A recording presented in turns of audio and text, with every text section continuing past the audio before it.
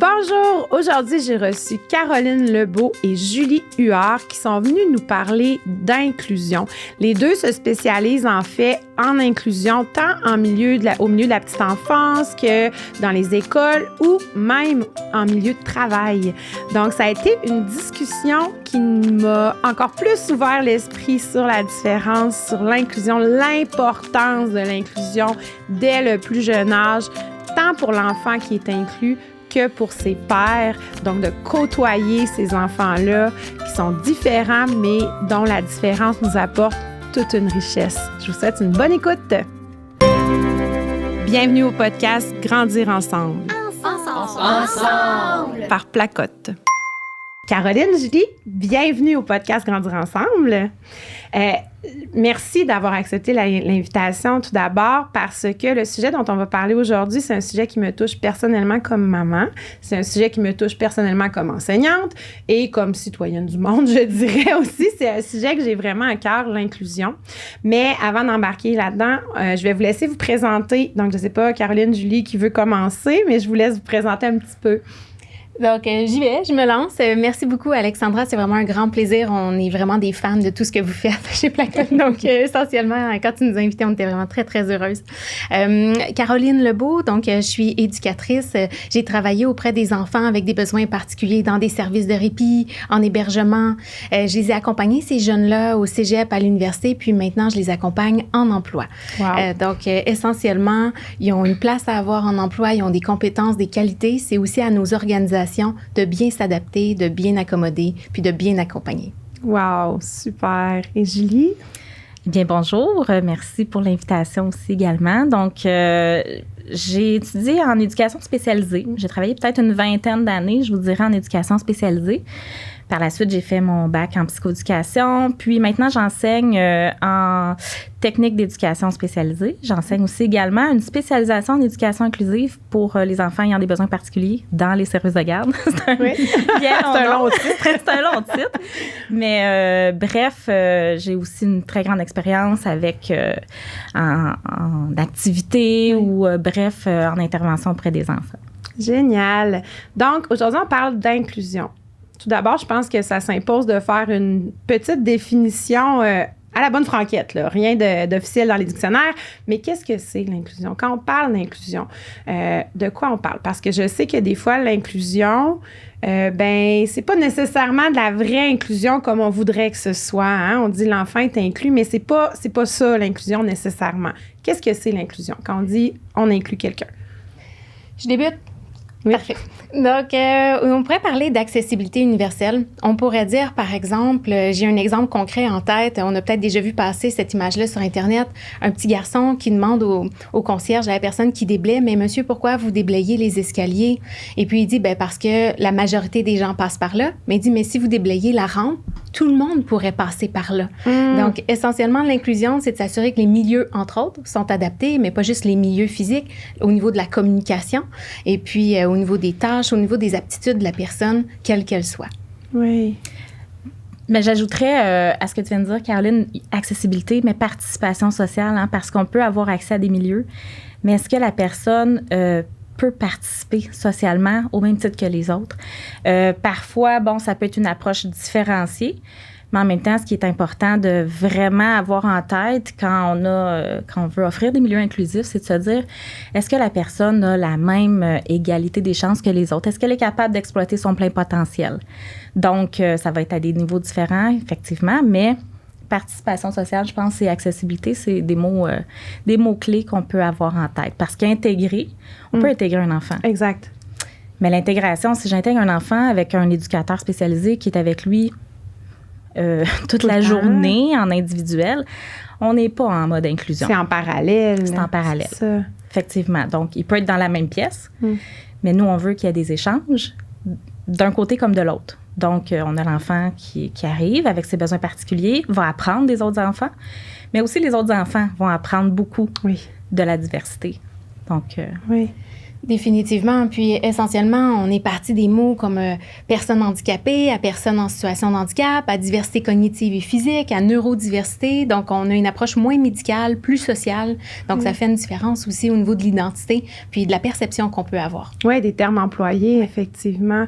Puis l'inclusion, là, on en voit dès la petite enfance, là. C'est dès la petite enfance que ça devrait débuter. Tout à fait. Tout à fait. On a une phrase qu'on aime bien, là, Caroline et moi. Les enfants d'aujourd'hui seront les adultes de demain. Oui. Donc, clairement, à la petite enfance, c'est le moment idéal, justement, pour inclure, parce que, d'un, les enfants, entre eux, voient pas tant les distinctions, tout ça. Donc, ils ont cette capacité-là à, justement, aller vers l'autre, peu importe. Puis poser des questions de curiosité qui, peut-être, des fois, les adultes, on n'ose pas les poser, ces questions-là. On a peur de mettre l'autre personne mal à l'aise, on veut pas être maladroit, tout ça. Mais les enfants, eux, ils n'ont pas de filtre là-dessus, puis ça crée des beaux échanges. Ça crée de très beaux échanges. Puis en même temps, c'est prouvé aussi. Les enfants vont apprendre en imitant les autres enfants. Mm-hmm. Donc, beaucoup plus que si on sort un enfant, on fait que de la thérapie, par exemple, en réadaptation avec. Donc, le fait qu'il soit avec un milieu, avec d'autres enfants, donc c'est clair que c'est le moment idéal pour apprendre. Puis en même temps, on développe l'empathie, on développe la tolérance. L'entraide. L'entraide, tout à fait. Le rythme aussi. Tu sais, on a des rythmes un peu effrénés. Des fois, on se pose la question, pourquoi il y a autant d'anxiété et tout. Oui. Ça fait ralentir parfois, oui, le rythme, mais aussi de prendre le temps, tout le monde ensemble, d'apprendre à se connaître, de pas juste être dans des milieux où est-ce qu'on est tous pareils, on fait tous la même activité. Donc, tu as absolument raison, Julie, parce que les études le démontrent, quand l'adulte prend la peine de faire des activités où on parle de la diversité, les enfants vont davantage comprendre, mais aussi, étant donné que ça vient de l'adulte, bien, ils vont s'intégrer là-dedans puis ils vont vouloir participer davantage. Oui. Ça va avoir un sens qui est beaucoup plus fort. Donc, l'adulte est très important à ce moment-là pour les plus petits, les plus jeunes. Tout à fait, tout à fait. Les enfants apprennent par imitation. Oui. Donc, les adultes peuvent faire une belle modélisation, tu sais. C'est-à-dire que si on a un adulte qui lui, va justement inclure l'enfant, le considérer dans toutes ses belles qualités, dans sa diversité, les autres enfants aussi voient un message. Donc, clairement, si on a un adulte qui est plus mal à l'aise, qui a tendance à faire de l'exclusion, on a des enfants qui vont avoir tendance aussi à répéter ce modèle-là. Oui. Souvent, un manque de connaissances, c'est pas nécessairement une mauvaise volonté. Et puis, ce que je trouve intéressant, c'est l'inclusion de la diversité dans les jouets, dans les livres, dans s'assurer finalement que c'est très représentatif au niveau des enfants. Oui, on a reçu d'ailleurs à ce propos-là Dayani Giguère qui était venue nous parler de la diversité dans la littérature jeunesse. Mm-hmm. Elle, personnellement, c'est la diversité de couleur de peau, là, dont elle nous a parlé parce que ça la touchait personnellement, mais la diversité aussi de voir des enfants en fauteuil roulant, de voir des enfants de tous les modèles, finalement. Là, tous les modèles sont représentés. Là. Puis ici, on a un personnage, par exemple, qui est en fauteuil roulant. Oui, dans un livre qui s'appelle « Les champions dans l'espace », parce que souvent, les gens nous écoutent à l'audio, là, mais c'est ça, c'est un livre où il est en fauteuil roulant. Puis son fauteuil se transforme en vaisseau, donc il se dirige dans l'espace. Et puis, il y a une amie qui parle avec la langue des signes, parce que dans l'espace, il n'y a pas de son. Donc ici, on fait allusion à plusieurs personnages où leurs difficultés, des fois leurs défis, où la société n'est pas totalement adaptée là, pour toute cette diversité-là encore, bien, en fait, ça devient une force. Parce que souvent, on parle là, des défis, des difficultés des jeunes, mais ils ont plein de forces, plein de compétences qu'il faut mettre de l'avant. Les jeunes, comme tout le monde, ne peuvent pas être bons dans tout, mais utilisons les forces, les belles capacités pour les mettre de l'avant, puis d'aller plus loin avec ça. Oui, tout à fait. Mais aussi la diversité avec le temps. Puis moi, ce que j'enseigne souvent, parce que notre spécialisation en éducation inclusive, on a des éducatrices qui ont déjà de l'expérience derrière la cravate, ils travaillent déjà, puis tout ça. Donc, ce que je leur dis, c'est qu'aujourd'hui, l'enfant que tu accueilles, peut-être qu'il a des besoins particuliers parce que ça n'a pas bien été dans sa semaine, peut-être qu'il n'a pas dormi parce qu'il vit de la violence conjugale. Oui. Pour toutes sortes de raisons. Donc, on peut élargir aussi là, le concept de besoins particuliers. Ça peut être temporaire, ça peut être permanent pour certains enfants. Mais de se dire que plus on va aller dans une conception universelle, c'est-à-dire que plus on va être accessible, nos approches vont être accessibles, plus on va favoriser justement là, des méthodes qui peuvent favoriser la participation sociale de tous les enfants. Bon, aujourd'hui, on peut répondre aux besoins de tel enfant, puis demain, ça va être un autre enfant. Donc, on vient comme décloisonner, on vient défaire des barrières. Donc, quand on parle d'inclusion, c'est pas nécessairement juste pour les enfants qui sont dits handicapés là, ou dans la neurodiversité ou peu importe. C'est vraiment un enfant qui va vivre, par exemple, une séparation entre ses parents. Ça se peut que pendant 1 mois, 2 mois, il soit pas fonctionnel à l'école ou dans son milieu de garde, mais c'est de l'inclure encore, de pas l'envoyer toujours à l'extérieur de la classe quand ça fonctionne pas. C'est d'accueillir les émotions, tout ça. Si je comprends bien, l'inclusion, c'est beaucoup plus large que ce qu'on voit dans les médias, là. Tout à fait. Oui. Tout à fait. Même avec, si on pense à la guerre, par exemple, les enfants. Actuellement, c'est un gros sujet, oui. Tout à fait. Qui vont arriver, par exemple, qui vont provenir de camps de réfugiés. Ils vont avoir peut-être des besoins particuliers un certain temps.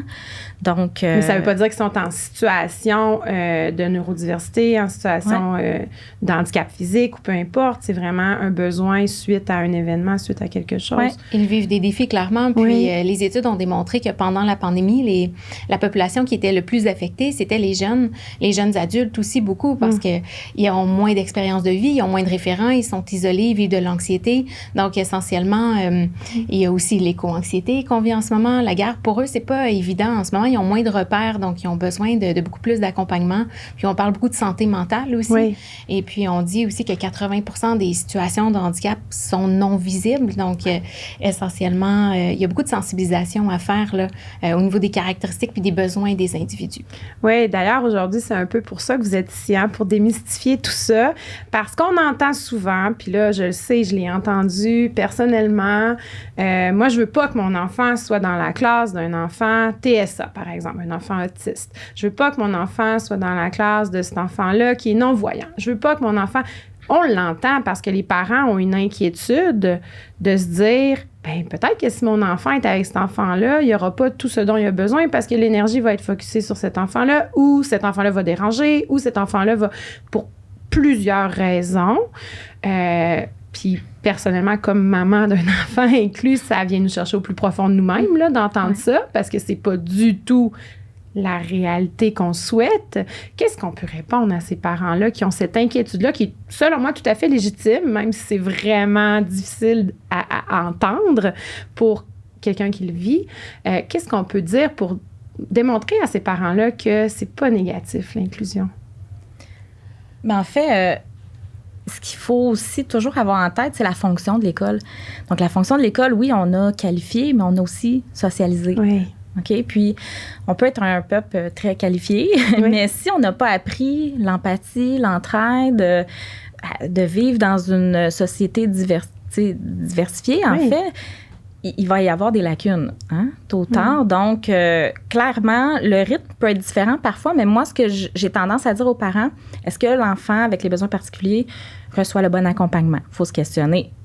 Donc, à partir de là, on a des aménagements qui existent, il y a des mesures qui existent à l'école qui devraient faire en sorte que si on a le bon accompagnement, l'enfant, en principe, là, il n'y a aucune étude qui démontre que les enfants vont avoir accusé des retards ou quoi que ce soit. Au contraire, ce qu'on dénote, c'est que ce sont des enfants beaucoup plus empathiques, des enfants beaucoup plus sensibles aux autres. Puis, comme société, je vous dirais, c'est important. C'est un gros plus. Mais on parle de la gestion des émotions, par exemple.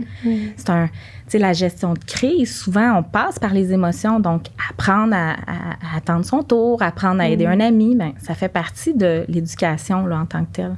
Puis, on est beaucoup dans la société actuelle, parfois là, dans le faire et non dans l'être. As-tu fait telle chose? As-tu rangé tes trucs? As-tu fait? Mais avant ça, là, comment te sens-tu? Comment ça va? Après, on va ranger les choses, mais on dirait que ça va vite des fois, puis on est beaucoup dans le faire. Et puis des fois, quand on se pose la question en ce moment, est-ce que je suis dans le faire ou je suis dans l'être, d'avoir un meilleur équilibre, de se poser la question quand on rentre à la maison ou quand on rentre dans la classe ou quand on rentre dans le CPE, tu sais, de tout de suite essayer d'organiser, faire les choses, mais de réfléchir au être. Comment ils se sentent en ce moment, tu sais? Oui, tout à fait. Oui, parce que si ça, c'est pas là, si on se sent pas bien, on n'est pas apte après à apprendre, on n'est pas prêt à apprendre, les apprentissages se feront pas aussi bien. Donc, cet aspect-là, en tout cas, personnellement, c'est la base là, de tout être humain, selon moi, de se sentir bien. Puis ensuite, on bâtit là-dessus. Donc, ce que j'entends, ce que vous me dites, c'est que l'inclusion vient juste favoriser cette base-là en permettant aux enfants l'empathie, l'entraide, l'écoute, la gestion des émotions, nommer les émotions. Donc, c'est positif, finalement. C'est d'être ouvert à l'autre aussi, hein, de voir, ben lui, il réfléchit autrement, il comprend l'information autrement, puis quand on travaille ensemble, ben ça nous permet d'aller plus loin, finalement. Oui. Puis on a une conception aussi là, des enfants ayant des besoins particuliers, parfois un peu négative, là, la société en général. Et si on se disait, ben pourquoi ne pas valoriser cette diversité-là, avoir une autre posture face aux gens qui ont des besoins particuliers parce qu'ils ont vraiment de belles forces. Oui. Mais on est souvent on veut revenir dans notre curriculum. Hein? Donc ça, comme adulte, on aime ça, que ce soit bien organisé. On veut on veut que ça va bien, mais en même temps, il y a des enfants, on peut profiter de cette belle créativité-là, on peut profiter de leur force, puis célébrer la diversité plutôt que d'essayer toujours de dire, OK, il faut qu'ils rentrent dans la petite case, dans le moule, la moyenne, la norme, comme tout le monde. Puis tu sais, on se disait, Caroline et moi, souvent, et si la diversité devenait la norme? Oui. Parce que pour avoir passé par des processus de diagnostic avec mes enfants, on a toujours des traits qui ressemblent au diagnostic de notre enfant. Oui. Hein? Moi, mon enfant est autiste et quand j'ai reçu le rapport, tout ça, que je me reconnaissais dans plusieurs choses. Donc, mon enfant, au final, est beaucoup plus pareil à moi que différent, malgré sa différence, comme on peut dire. Là, Mais moi, s'il y a une chose que ça m'a apprise de devenir maman d'enfant avec certains besoins, c'est ça. C'est qu'on est beaucoup plus pareil que différent au bout de la ligne. Puis c'est de travailler sur chacun nos différences. Fait que mon doux que l'arc-en-ciel est plus beau. Mon doux que les couleurs de la vie sont plus belles. Puis on apprend, on fait des apprentissages aussi. Moi, je fais juste penser à prendre notre temps. Avec mon coco, mais là, il est rendu plus vieux, fait qu'il est capable de nous dire « Oui, mais maman, c'est ma petite manie, ça. Je peux pas partir si ça, c'est pas comme ça, c'est ma petite manie. » Ben nous, ça nous oblige à ralentir. Est-ce que c'est grave? Ben non, on est bien moins stressé. On est bien moins stressé, tu sais. Fait que c'est tous des apprentissages qu'on fait, je trouve, au contact de ces personnes-là qui sont, mon doux, merveilleux. Donc, dans un contexte de classe, c'est magnifique, là. Il y a des chercheurs qui disaient, justement, des intervenants, des psychologues, mais si le comportement n'a pas d'impact sur l'enfant ou sur les autres, pourquoi intervenir? Des fois, on intervient beaucoup, en fait. Donc, avant d'intervenir, est-ce qu'on peut se poser la question, est-ce qu'il y a une dangerosité pour lui à court, à long terme ou sur les autres? S'il n'y en a pas, s'il a mis 2 bas qui ne sont pas pareils, s'il a agi autrement, fait ses choses autrement, on a des fois des attentes ou une certaine norme que les choses soient faites, mais finalement, ça va être un résultat qui va peut-être être différent. Puis, tant mieux, ça va nous amener ailleurs. Oui, exact. Puis, tu sais, on a aussi, on en parlait justement là, cette semaine, mais de voir l'humain derrière, parce que le diagnostic, quand on reçoit un diagnostic, c'est complètement humain, hein, de catégoriser, on a des préjugés, des jugements, puis là, on a des référents. Quand on a un enfant qui a des besoins particuliers, souvent, puis même en 0-5 ans, ils n'ont pas toujours leur diagnostic. Non. Puis, il y a des éducatrices, des fois, qui viennent me voir et me disent « Oui, mais ça prend un diagnostic. » Je dis « Attends, là, ça prend un diagnostic pour qui? » Parce que là, il faut lui donner le temps de grandir, il va avoir des évaluations, tout ça. Pour qui? Pour l'instant. À quel besoin ça répond? Et si on se penchait sur les besoins de l'enfant? Tu sais, plutôt que les étiquettes, là, il y a des belles fiches, des fois, étiquettes, besoins. Un enfant qui fait des crises, il a besoin de quoi? Puis ça, peu importe son diagnostic. Peu importe. Puis, tu sais, au Québec, on a eu souvent des enveloppes budgétaires. Bien, c'est souvent de là que ça part, ces questionnements-là. Oui. Ça nous prend un diagnostic, sinon on n'a pas l'argent pour l'aider. Oui. On est pris dans cette spirale-là beaucoup, hein? On est pris beaucoup dans cette spirale-là. Oui. Je sais que ça commence à vouloir changer. Les écoles ont un petit peu plus de latitude aussi à qui ils offrent des services. Par exemple, un enfant qui a une cote mais qui n'a pas besoin de service, bien, l'argent peut être mis ailleurs dans l'école, peut aider un autre enfant qui n'a peut-être pas de diagnostic, qui n'a peut-être pas l'argent qui vient avec. Mais on est beaucoup encore dans ce modèle-là, malheureusement. Hein? Oui, puis c'est même... C'est dommage aussi parce que, oui, on a des enfants qui ont des diagnostics. C'est pas parce qu'ils ne dérangent pas la classe. Hein? Des fois, il faut qu'ils apprennent à demander de l'aide. On a des enfants qui, devant leur page, vont avoir un peu ils ne savent pas par où commencer. Tu sais, au niveau, comment je m'organise dans l'espace, c'est plus difficile, mais ils ne dérangent pas. Ils peuvent passer sous le radar quelque temps. Puis justement, parfois, c'est ceux qui vont demander un peu plus, mais bref, on est vraiment... Il y a des endroits dans le monde où il y a un éducateur spécialisé et un enseignant par classe. Ce serait un modèle idéal. Le rêve. On n'a pas le personnel pour le faire là, actuellement, mais clairement, plutôt que d'y aller par cote, par diagnostic. Ben, c'est un gros travail d'équipe, hein, favoriser l'autonomie des enfants aussi, un petit peu comme tu viens de dire, là, de s'assurer qu'il y a tous les moyens avec l'ergothérapeute, avec tous les professionnels, parce qu'en réalité, on veut y faire vivre des expériences, on veut qu'ils essaient des nouvelles choses, on veut faire vivre des réussites. Exact, puis pas trop mettre l'accent toujours, ben, pour tous les enfants, de toute façon, sur l'objectif, mais plutôt sur la démarche, puis les petits pas pour y arriver. Mais essentiellement, il y a le fait de faire des expériences, d'essayer, de se tromper, de retourner, de recommencer, c'est tellement essentiel. Puis ça, c'est du temps qu'il faut qu'on se donne avec ces jeunes-là, comme avec tous les jeunes, finalement. Mais c'est avec la pratique aussi, tu sais, qu'on s'améliore, qu'on comprend mieux. Mais il faut se le donner, ce temps-là. Oui, puis aussi, quand, par exemple, on va dans des centres de réadaptation, parfois, le parent, il doit, manquer une journée de travail, aller chercher son enfant, l'amener en réadaptation. Ça aussi, je pense qu'il y a un travail à faire, c'est-à-dire... Chez les employeurs, hein? Oui, les CIUS, la grande machine, générale, faudrait que ça se passe à l'école parce que une journée, 1 heure de réadaptation, ça a c'est super intéressant, mais si c'était réinvesti en milieu scolaire, là, ou en CPE, bref... c'est clair que les bénéfices seraient encore beaucoup plus flagrants. Moi, je disais, dans un monde idéal, encore une fois, là, si on refait le monde ce matin, c'est d'avoir les centres de réadaptation dans les écoles annexées. Les centres de services qui peuvent se déplacer directement. Oui, c'est intéressant ça parce qu'effectivement, je pense que le gros problème avec l'inclusion en ce moment, c'est justement ça, toute cette paperasse-là autour qui font que les intervenants sur le terrain peuvent pas en faire autant qu'ils voudraient, peuvent pas aller aussi loin qu'elles voudraient parce qu'ils n'ont pas les services pour les accompagner aussi. Tu sais, comme enseignant, par exemple, je parle d'expérience d'enseignante, là, mais j'imagine qu'en service de garde, c'est exactement la même chose. C'est sûr que quand il y a un enfant qui a un besoin X, on aimerait ça pouvoir l'aider. Sauf qu'ils ont tous des besoins X. Tu sais, les 20 petits minous devant toi, c'est très rare là, qu'il n'y a pas de besoins spéciaux pour personne, là, tu sais. Fait que normalement, au moins la moitié de la classe a un besoin spécial à un moment X dans la journée, tu sais. Mais c'est difficile, puis moi, je trouve que ça nous fait vivre un petit peu, puis c'est pas pour rien qu'il y a beaucoup d'abandon dans le métier, là. Ça nous fait vivre un petit peu de culpabilité, tu sais, de se dire, oui, je veux tellement, mais je peux pas en faire plus, tu sais.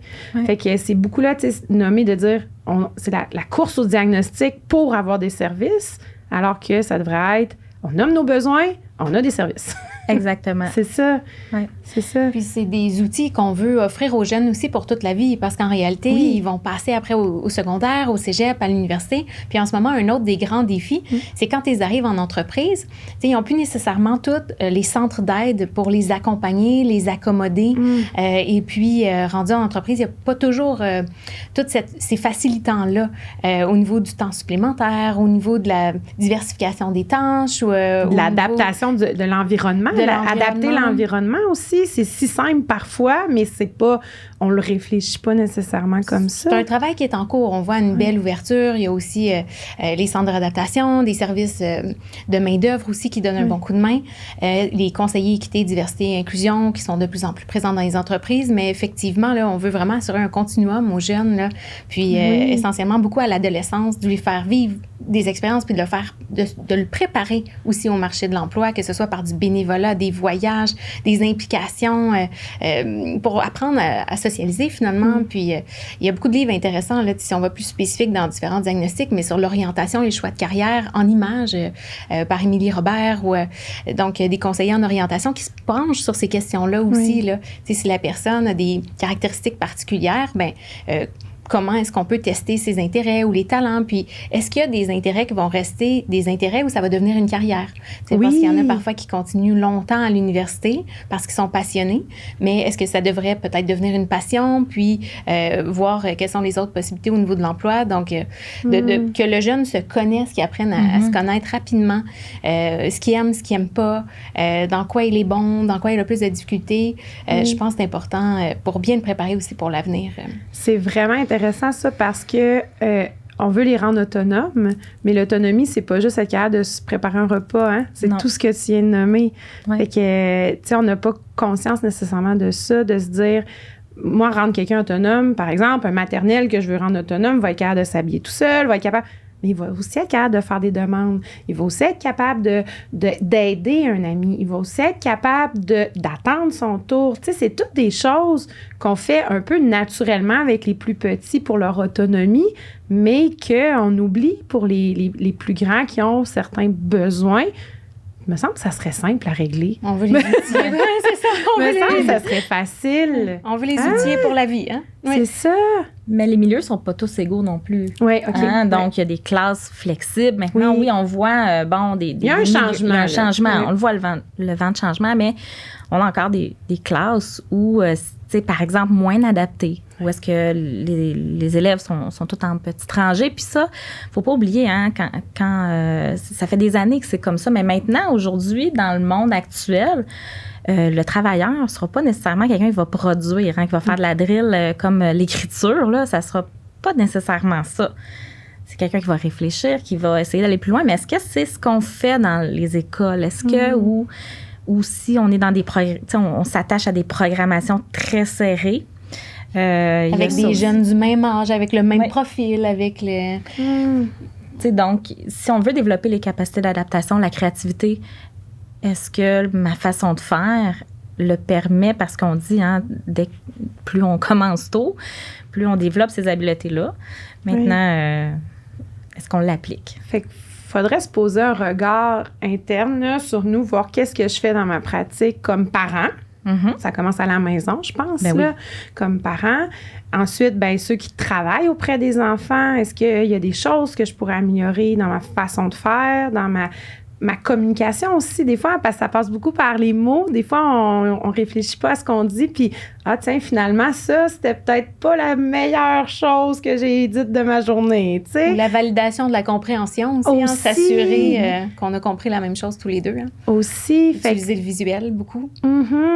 Fait que c'est se poser un regard interne, premièrement, comme adulte, là, qui est rendu partie prenante de la société et qui veut un changement aussi. Oui. Puis dans les milieux aussi, d'enseignement où moi, souvent, les étudiants me reviennent en spécialisation. Ils font une spécialisation, ça dure 1 an. Ça leur apporte pas un salaire supplémentaire ou quoi que ce soit. Ça leur apporte un bagage de connaissances, mais ce qu'elles me disent, c'est ça a passé trop vite. On a parlé une fois des enfants ayant des besoins particuliers dans mon 3 ans de technique. Oui. Puis c'est pas la réalité. Donc, il y a comme une espèce de clash là, entre ce qui est enseigné parfois. Puis, on devrait inclure beaucoup plus la notion de besoin particulier de manière transversale que de dire c'est important, là, le cours sur les besoins particuliers. C'est quoi les caractéristiques d'un enfant qui a un trouble du spectre de l'autisme? C'est important de le savoir. Mais ça, moi, dans mon bac... Je pense à ça, j'ai eu 0 cours par rapport à ça. C'est à la maîtrise que j'ai fait une fois que j'ai eu 4 enfants que j'ai appris des choses, beaucoup de choses que je savais déjà par expérience parentale, mais dans mon bac de 4 ans, j'en ai eu 0. Ça s'est appris sur le tas, comme on dit, là, dans les milieux. Puis on se questionne pourquoi il y a de l'épuisement, pourquoi il y a pourquoi il y a comme... les étudiants, est-ce qu'ils sont vraiment prêts à l'enseignement aussi? J'ai déjà eu ces discussions-là. Puis souvent, on me dit, je m'attendais pas à faire ça. Je m'attendais à enseigner de la matière. Les cours de didactique. Exact.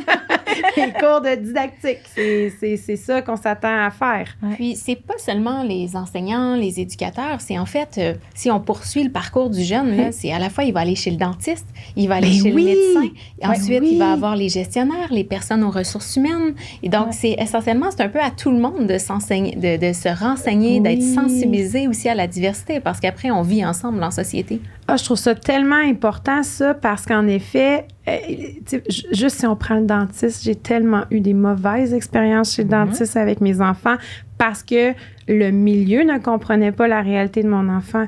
J'ai changé de dentiste et là, mon enfant se couche sur la chaise. Il a les poings serrés, mais il bouge pas. Puis, on n'a pas besoin de rattraper tout ça pendant 2 jours après. Tu sais, l'anxiété est là, mais c'est tellement bien, il est bien dans le milieu l'accepte, le milieu le comprend, répond à ses besoins, explique ce qu'ils font, tout ça, qu'après, à la maison, oui, il va peut-être faire une sieste parce qu'il est crevé de son avant-midi chez le dentiste, mais il ne fera pas des crises pendant tout le reste de la semaine parce que ce besoin-là a été répondu au moment où il y avait besoin que ce soit répondu. Mais de plus en plus, vraiment, tu sais, je pense à des cliniques comme Sourire solidaire, ou de plus en plus, là, il y a une sensibilité. Oui. Puis, je pense qu'effectivement, c'est dans la formation, dans l'éducation aussi qu'on doit ajouter un petit peu plus de cours. Ça se développe tranquillement. Dans toutes les formations. Dans toutes les formations. C'est ça, dans toutes les formations. Si, par exemple, je pense à un avocat, il va être amené un jour ou l'autre à travailler avec quelqu'un qui a un besoin particulier. Tout à fait. C'est sûr. Un commis à l'épicerie va être amené à un moment donné à travailler avec quelqu'un qui est non-verbal, à quelqu'un qui est malentendant, avec quelqu'un... C'est toutes des choses, hein? On y pense pas à ça, mais ça devrait faire partie intégrante de là, l'inclusion. Voilà. Oui, tout à fait. Je parle depuis tantôt, finalement, ça revient juste à ça, finalement. De là, l'inclusion dès la petite enfance, finalement. Oui. C'est la clé. C'est la clé. Tout ce qu'on dit depuis tantôt. Parce que si j'ai grandi dans un milieu où on valorise la diversité, si un jour je deviens avocat, par exemple, puis pour moi, on n'a pas mis les enfants dans des classes spécialisées, c'est-à-dire que j'ai été exposée tout le temps. Je vais peut-être avoir un ami qui a un trouble du spectre de l'autisme, un ami... ça va être naturel. Ça va être naturel, donc c'est... Puis je vais voir ses forces. Je verrai pas ses défis. Oui. Parce que ces défis, c'est pas grave. On a plus de force que de défis dans la vie, là. On est plus pareil que différent, on l'a dit au début. Mais fait que ça passe vraiment par là. Oui. C'est pour ça que je suis vraiment contente de vous avoir aujourd'hui. Parce que, pour vrai... tranquillement, on le voit, le changement. Là. Oui. Si on parle, par exemple, d'accepter diversité de genre, diversité sexuelle, de plus en plus, on le voit. Là, je vous disais avant l'enregistrement, justement, mon petit coco qui a mis une robe à la journée chic à l'école. Moi, je m'attendais à ce qu'il revienne bouleversé parce que les amis allaient rire. Il est revenu en me montrant qu'une amie lui avait montré comment sa belle robe tournait bien, tu sais. Fait qu'on le voit de plus en plus, ce vent de changement-là. Mais il y a encore du travail à faire. Surtout au niveau des parents, peut-être, qui ont encore des idées préconçues, beaucoup. La société, de façon générale, on voit aussi de plus en plus à la télévision une diversité, une diversification dans les personnages. On va voir des personnages qui sont autistes, qui sont en fauteuil roulant, davantage. Puis, mais de plus en plus de personnalités publiques aussi disent que ils vivent avec un trouble du spectre de l'autisme. Ils vivent avec un parent malentendant. On y en parle de plus en plus publiquement, ces gens-là. Là. Parce qu'on a peur de ce qu'on connaît pas. Puis, tu sais, avec la tournée éducative, par exemple, on utilise les livres de Regard Neuf là, avec les personnages qui proviennent de la diversité. Et puis, je me souviens qu'à un moment donné, il y avait une conférencière, Valérie, qui avait une déficience intellectuelle. Et puis, elle parle de son parcours. Elle a été aux Jeux olympiques spéciaux à Los Angeles. Elle a des médailles. Elle a des photos avec Justin Bieber. Elle a vécu plein de choses. Elle a vécu une belle vie, là. Michelle Obama. Et puis, la petite fille ne voulait pas prendre le livre. Elle a dit, oh non, c'est contagieux. Je vais attraper sa déficience intellectuelle. Puis après, ça prend 2 secondes à défaire. Exactement. Puis après, c'était défait pour la vie. Oui. Puis en fait, ce qu'elle me racontait aussi, elle disait, habituellement, là, les gens, ils me regardent puis ont peur de moi, dans les restaurants, ou parce que je suis un peu différente physiquement, ou parce que j'ai un syndrome particulier. Puis elle dit, quand je croise maintenant les jeunes, je suis comme une héroïne pour eux. Parce que j'ai des médailles, j'ai pris l'avion, c'est beau. Ça fait une différence, ces témoignages-là, parce que, mine de rien, c'est apprendre à se connaître tout simplement, puis de briser des barrières. Oui, puis cette personne-là, en ce moment, doit être très bien dans sa peau et très, très heureuse de sa vie. Là. Puis elle est très inspirante. C'est très inspirante. Oui, puis quand quand la tournée éducative vient dans mes classes pour parler aux étudiants, ce qui ressort beaucoup, là, c'est « wow ». j'ai compris beaucoup plus en parlant avec, par exemple, quelqu'un qui a une déficience intellectuelle. Ça m'a permis d'en apprendre, de démystifier, de connaître. Donc, ça, j'essaie de l'intégrer de plus en plus parce que je donne le cours sur intervention en déficience. Donc, c'est riche pour des étudiants aussi de les exposer. OK, maintenant, parle à des adultes, puis demande-leur comment ça s'est passé quand il était enfant. Oui, bien d'ailleurs, on va avoir un enregistrement avec Andréane et Anne qui vont venir nous parler de tout ça. Deux personnes extraordinaires, super intéressantes, puis vraiment très inspirantes. Ça va être justement cet aspect-là de dire comment elles l'ont vécu. C'est merveilleux d'entendre ces personnes-là parce qu'ils en ont toujours beaucoup à dire. Là, parce qu'ils n'ont pas un parcours qui est toujours facilitant parce que dans la vie, de façon générale, c'est créé pour la norme. T'sais. Donc, essentiellement, quand tu sors de la norme, ça leur demande soit de compenser, soit c'est pas toujours évident pour... Ben, on parle beaucoup d'intimidation, de diversité de genre. Ça aussi, hein, ça fait beaucoup l'objet d'intimidation. Les jeunes, oui, maintenant, c'est beaucoup plus ouvert. Mais encore. Il y a beaucoup de travail à faire. Puis moi, je reviens encore à la petite enfance. Mais il y a des programmes maintenant comme Marie-Vincent. Ils ont fait des programmes lanternes sur les stéréotypes de genre. Par exemple, à quel point notre socialisation fait en sorte que on utilise tellement de stéréotypes dans une journée. Ah, t'es donc bien belle. Puis on va souvent dire ça à une petite fille alors que le garçon a été fort. Oui. Mais c'est très, très, très naturel. On s'en rend parfois pas compte, mais on tisse tranquillement là, les genres, on les séquence comme adultes. Bien, j'invite les auditeurs, s'ils veulent en apprendre plus là-dessus. J'ai reçu Andréane Poutré par le passé, qui est justement venue nous parler de ça, la période 0-5 ans, et ce genre de commentaires-là qu'on fait tout naturellement, puis l'impact que ça peut avoir sur le après, là, je pense que c'est important d'en parler puis de s'informer par rapport à ça. Ouais. Je reviens aux stéréotypes qui sont vraiment solides, là. Tu sais, les idées préconçues, tout ça. Moi, j'ai une expérience très personnelle d'apprendre le diagnostic de Gilles Latourette, de mon garçon. J'apprends ce diagnostic-là. Et là, comme dans l'annonce du cancer, là, tu sais, je recule dans mon siège parce que c'était pas on n'avait pas aucun soupçon par rapport à ça. On ne s'était jamais informé, on connaissait pas ça. Et moi, tout ce que je voyais, c'est la personne qui sacre en faisant des gestes obscènes, des tics obscènes. Puis c'est juste ça que j'ai en tête. Oui, ça, c'est une partie du syndrome. Oui, ça existe des gens ils vivent avec cette problématique-là, mais c'est 10% des gens qui ont le syndrome. Puis moi, là, ma vie s'est arrêtée cette journée-là. Puis le lendemain, ben j'ai fait comme je fais à chaque fois. Je me suis relevé les manches, je me suis informée. Puis là, j'ai fait OK, c'est ça le syndrome de Gilles Latourette. Bien là, maintenant, en début d'année, je vais dans la rencontre de parents informer les parents que mon enfant a le syndrome de Gilles Latourette, qu'il y a des tics, mais c'est comme quand tu bailles. Si tu lui dis, mais tu bailles donc bien, c'est sûr qu'il va bailler plus. Si tu lui dis, mais ça me dérange ton bruit, c'est sûr qu'il va le faire plus. Il va être stressé aussi. Il va être stressé. Là. Mais, anecdote personnelle, une fois que j'ai fait ça dans la classe, les tics de mon garçon, je ne sais pas si c'est parce que les parents en ont parlé ou l'accueil a été, il n'y a plus de tics. Oui.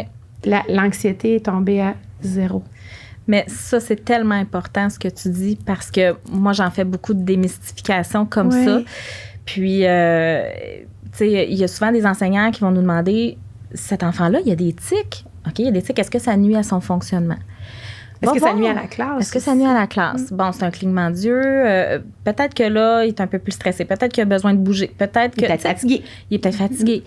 On va agir sur l'environnement. Qu'est-ce qui occasionne tout ça? C'est clair que s'il se sent observé, parce qu'il y a des tics, on parle de ces tics puis on lui dit d'arrêter justement, ça va accentuer. Ça, c'est clair. Mais, encore une fois, on revient à l'éducation, on revient à... L'éducation, c'était quoi donc aussi notre phrase préférée ça de prend Nelson Mandela? Un village pour... attends, on va la retrouver. Non, notre phrase préférée. L'éducation, l'arme la plus puissante. La plus puissante, oui, c'est ça. Pour vaincre la méconnaissance. La stigmatisation. Puis ça prend un village pour élever un enfant. Tout à fait. Exact. Tu sais, ça, l'exemple des tics, c'est très, très visible, très voyant. Là, tu sais, c'est action-réaction. Là, tu sais, tu le vois, il y a un impact. Mais c'est surtout là, l'anxiété de la petite fille je dis la petite fille parce que moi, chez nous, c'est la petite fille, mais l'anxiété de l'enfant qui se traduit pas du tout à l'école, elle ne montre pas rien, puis à la maison, c'est l'enfer, elle vomit, mal au ventre, tout ça. Mais une fois que tu en parles au milieu, il y a des choses à mettre en place à l'école qui sont toutes simples. Avoir un horaire bien détaillé.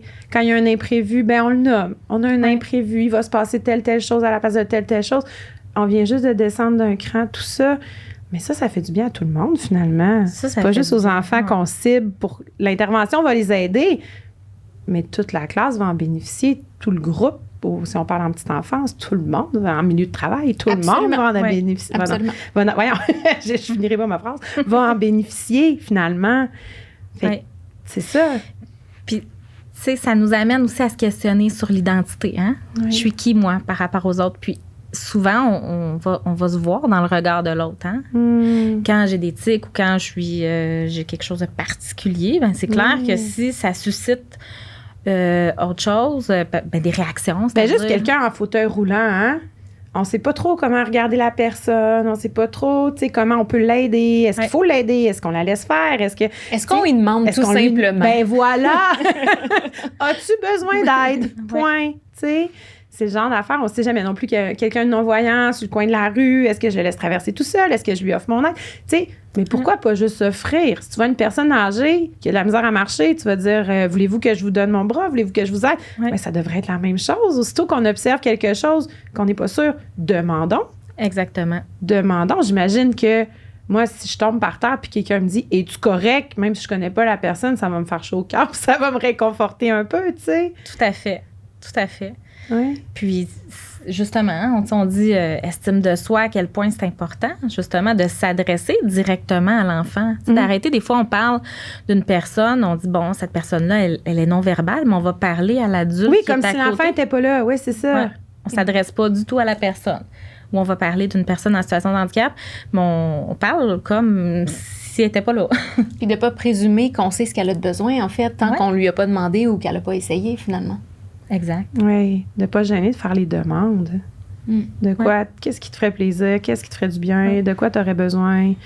Ils ont leur coffre à outils qui sont développés aussi au fil du temps. Donc, l'idée, c'est de l'utiliser aussi puis de voir comment on peut l'adapter selon les différentes situations. Oui, puis comme tous les enfants ou toutes les personnes, il y a l'humain derrière. De ne pas oublier, c'est pas parce que j'ai un trouble du spectre de l'autisme là, qu'on est tous pareils.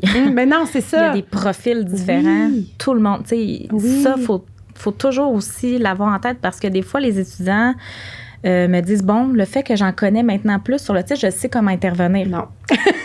Moi, je leur dis, la seule chose que tu peux vraiment avoir une garantie, là, c'est que tu connais pas, que tu connais rien. Dans le sens où moi, c'est ce que je dis. Moi, la seule garantie que j'ai, c'est que je vous connais pas. Tu sais, quand je suis en intervention, je vais apprendre à vous connaître. J'ai des connaissances sur l'autisme, mais toi, je te connais pas.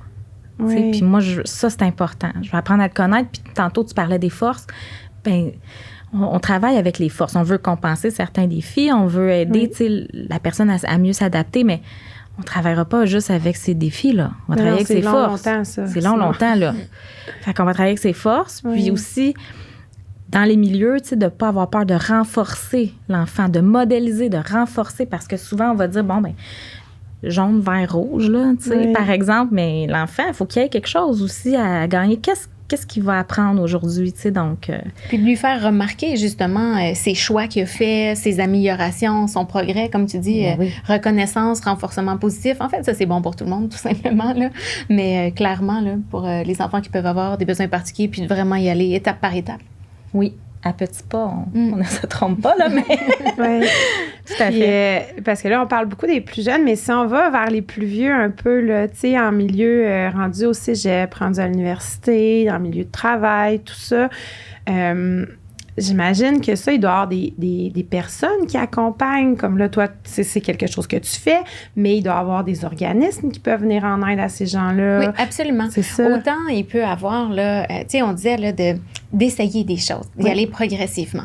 Parce que pour une personne avec un trouble du spectre d'autisme ou un autre diagnostic, l'école peut-être qu'ils pensent que c'est pareil le travail, mais c'est différent être à l'école puis au travail. Absolument. Un métier qu'on voit à la télé, c'est pas comme dans la vraie vie. Non, pensons à District 31, par exemple. Je pense que c'est le meilleur exemple. Donc, le fait d'aller visiter des milieux de travail, le fait d'aller, de vivre des journées, là, je pense à Mentorabilité de Sphère Québec, qui est disponible pour toutes les personnes en situation de handicap, de vivre une journée avec un mentor sur un lieu de travail ou à distance, ça peut déjà donner une idée au niveau de l'orientation, du choix de carrière. Le fait de faire des stages d'été spécialisés pour les étudiants en situation de handicap, il y a plusieurs entreprises au Québec là, qui offrent ce genre de stage-là durant tout l'été, puis ils sont accompagnés. À la fois, il y a un contact avec l'école, il y a un contact avec le centre de réadaptation, puis on y va avec les habiletés du jeune pour vraiment développer ses compétences, puis ses connaissances, puis de voir s'il est dans le bon milieu aussi, tu sais, d'avoir un référent, de développer des stratégies relationnel avec les autres. C'est quoi travailler en équipe? C'est quoi avoir un gestionnaire? C'est quoi finalement vivre des imprévus? Comment est-ce qu'on écrit un courriel? Tu sais, quand on est dans un milieu, un contexte de travail. Donc, essentiellement, oui, il y a beaucoup d'organisations qui peuvent apporter un support, entre autres là, les services d'emploi de main-d'œuvre. Donc, essentiellement, il y a l'OPHQ aussi, l'Office des personnes handicapées du Québec. Qui, je fais une parenthèse parce que je sais que c'est pas beaucoup connu, mais qui peut accompagner les parents dès la petite enfance pour tout ce qui concerne leur enfant, là, que ce soit un plan d'intervention, que ce soit une injustice que les parents ont l'impression de vivre, que ce soit les accompagner dans leur recherche de soutien, de support. Absolument. Les différentes subventions. l'OPHQ, oui, c'est ça. Et là, pour ça, les différentes subventions, le supplément pour enfants handicapés, c'est pas une mince affaire à remplir. Fait que c'est toutes des choses comme ça que cette l'OPHQ peut faire. Là, définitivement du gouvernement, la Commission des droits de la personne, jeunesse. Il y a aussi l'accompagnateur, qui est un site là, au sein du Québec, là, finalement, qui offre des conférences gratuites pour les familles sur différents sujets. Donc, essentiellement... je pense que c'est important d'aller chercher aussi le soutien, puis de ne pas attendre trop non plus. En tant que parent ou en tant d'aller des fois même en prévention, ou d'aller, il y a beaucoup d'organismes communautaires qui sont présents. Ça peut être avec le CI3S, de voir avec le travailleur social qui peut nous aider, ou les différentes sociétés de l'autisme ou autres à travers le Québec. Mais je pense que c'est de ne pas hésiter aussi à aller chercher du soutien rapidement, puis de se faire accompagner. Puis pour revenir dans le fond, effectivement, au milieu du travail, ou dans les cégeps, dans les universités, il y a effectivement des centres d'aide pour les étudiants, puis il y a autant des psychologues que des éducateurs spécialisés. En fait, ce qu'on veut, c'est bien comprendre leurs besoins pour leur offrir soit du temps supplémentaire, des coquilles, peut-être faire des examens dans des pièces isolées. Et puis, ça, c'est tous des éléments qu'on veut amener dans les différents milieux de travail pour bien s'adapter. La loi sur l'équité en matière d'emploi pour les groupes sous-représentés, on parle des personnes autochtones, des femmes, on parle de la diversité culturelle, on parle aussi des personnes en situation de handicap et dans certains cas, les personnes LGBTQ+2. Oui. Et puis, essentiellement, on dit à compétences égales, en fait, on va favoriser la candidature d'une personne de ce groupe sous-représenté parce que c'est un mauvais cercle vicieux. Tu sais, souvent, ils ont moins d'expérience, sont moins sélectionnés, ils ont plus de difficultés à trouver un emploi, puis ou jusqu'à 54% moins de chances d'avoir accès à une entrevue si la personne mentionne qu'elle est en fauteuil roulant, selon les dernières études. Donc, essentiellement, c'est des biais inconscients, des préjugés qu'on peut avoir, tu sais, puis c'est aussi de former les conseillers en ressources humaines pour bien outiller, parce que c'est vrai que ça peut être surprenant si on n'a jamais côtoyé une personne qui a une basse vision, ou qui est non-voyant, ou qui a une surdité. En entrevue, on dit « Oh, OK, bien comment est-ce que j'ai besoin d'un interprète? Comment je peux l'aborder avec la personne? Le diagnostic, on ne peut pas le demander non plus. Non, ça reste confidentiel. Donc, essentiellement, on demande simplement, encore une fois, à la personne, quels sont tes besoins? As-tu des besoins d'accommodement ou d'accompagnement? Comment on peut te soutenir pour que tu sois au meilleur de tes capacités dans cette entrevue-là? Oui. Fait, ça revient à s'informer. S'informer personnellement sur ce qui existe, qu'on peut faire, ce qu'on peut, mais s'informer surtout sur la personne avec qui on travaille, avec qui on interagit finalement tout le temps. Bien, on est dans la considération aussi. Hein? Oui. longtemps, les personnes en situation de handicap n'étaient même pas considérées pratiquement comme un citoyen égal à un autre. Mais non, si on pense juste, il y a pas si longtemps que ça, le fou du village, là, on remonte pas si loin que ça. Une personne qui avait un handicap mental, qui était, par exemple, une déficience intellectuelle, il n'y a pas si longtemps, cette personne-là, c'était le fou du village. Tu sais, puis on remonte pas si loin, là, malheureusement. Ben écoutez, moi, j'enseigne à des nouveaux arrivants aussi. Donc, à Montréal, c'est quand même multiculturel. Puis, il y en a, ils viennent d'arriver puis ils me disent parfois, même dans leur pays d'origine, les enfants autistes sont encore cachés dans les maisons, là. Donc, ce que je dis, c'est que l'inclusion, c'est très dynamique. Il y a 50 ans, on n'était pas à la même place. Puis dans 50 ans, j'espère que je donnerai plus. Oui, je serai plus là, mais que la formation, tu sais, ça va faire plus nécessaire. Ça sera plus nécessaire. Ça va faire partie. Ça va faire partie de notre monde. Puis c'est comme ça, mais clairement, même à travers le monde, il y a des inégalités, tu sais, incroyables.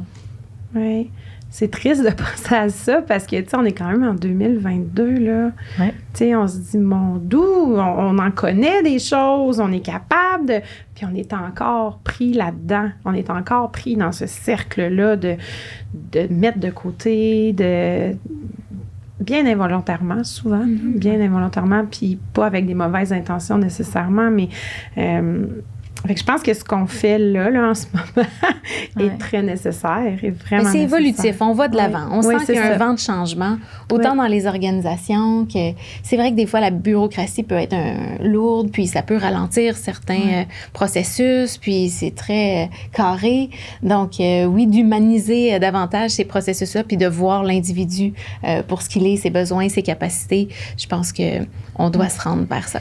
Puis c'est dans la productivité, là, c'est un mot que j'aime peut-être moins, mais en même temps, une personne, qui a des besoins particuliers, si on lui apprend un métier, il a accès au même niveau de scolarité que les autres, un jour, il va faire partie de la collectivité aussi, tu sais. Donc, qu'est-ce qu'on veut? Est-ce qu'on veut justement avoir des gens qui peuvent pas travailler ou on veut des gens qui vont travailler, qui vont être capables de participer au marché de l'emploi aussi, tu sais. Donc, il y a tout cet aspect-là qu'on se dit, c'est important d'investir maintenant parce qu'un jour, il va être travailleur, va payer ses impôts comme... Être autonome financièrement. Oui, c'est pas dépendre de l'État, c'est ça, c'est ça. Donc, tout ce qui est investi maintenant pour ces personnes-là, ces enfants-là, parce que, on commence dès le plus jeune âge, va être redonné plus tard, là. C'est beaucoup plus bénéfique pour la société de l'investir. Ça coûte moins cher d'investir dans l'éducation que par la suite de faire vivre quelqu'un pour le reste de sa vie, là. Pour son bien-être psychologique, hein? On est des humains qui ont besoin de socialiser aussi, d'être en société, de vivre des expériences, d'avoir des identités au niveau du travail, au niveau des différentes sphères de vie. Donc, Donc, si l'ouverture à l'autre, je pense que c'est pas mal quelque chose qui résume s'intéresser à l'autre aussi, hein? Je pense que c'est quelque chose... Avez-vous un message à passer aux parents, là, tu sais, qui sont bien inquiets, qui veulent bien faire, qui veulent que leurs enfants fassent partie du changement aussi, puis pas nécessairement juste les enfants qui ont des besoins, mais qui ont... en fait, des besoins. J'aime pas ça dire ça parce que tous les enfants ont des besoins, là, des besoins particuliers, disons. Mais avez-vous un message que vous aimeriez, là, avec lequel les parents devraient repartir aujourd'hui pour faire partie de ce vent de changement-là? Ayez confiance en eux. Ils ont aussi une belle résilience. Ils sont capables il faut les amener plus loin dans toute leur force, leur talent. Il faut les regarder dans toutes leurs compétences, dans toutes leurs forces. Puis, ils ont tous un potentiel extraordinaire. Oui. Moi, j'ai envie de dire aussi, chaque acteur de la société, chaque personne peut contribuer. C'est pas, on peut pas porter l'inclusion à quelques personnes puis tirer vers le haut. Oui. Donc, en tant que parent, qu'est-ce qu'on a, quelle responsabilité on peut avoir, tu sais, mais tous les petits changements, tu sais, justement, inviter un ami, par exemple, qui a un trouble du spectre de l'autisme, à une fête aussi. Oui, parce que souvent, ça a l'air, tu sais, ces enfants-là sont souvent mis de côté pour les invitations d'anniversaire. alors qu'ils ont le goût, comme toutes les autres, d'y aller. Là. Peut-être qu'il va y aller moins longtemps, peut-être qu'il va y aller à un certain moment, accompagné. Ben, c'est de réfléchir aux solutions. Puis peut-être qu'il y a une belle amitié qui va se développer. Tu sais, comme il y a beaucoup de... Peut-être comme ça, mais de se donner juste la chance de le faire puis d'aller à la découverte de l'autre. Parce que des fois, ce qui nous freine, c'est ce qu'on connaît pas, ce qui nous fait peur, ça nous sort de notre zone de confort.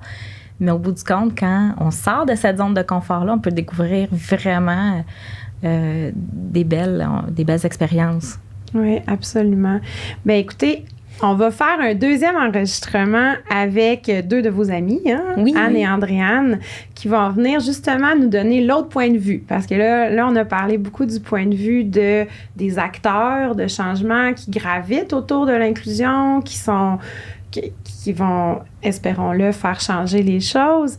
Mais on va parler avec justement deux personnes avec qui vous travaillez aussi, qui vont venir nous parler de comment elles l'ont vécu, peut-être des difficultés aussi, parce que c'est pas juste des réussites, des fois il y a des difficultés qui finissent en réussite, bien souvent.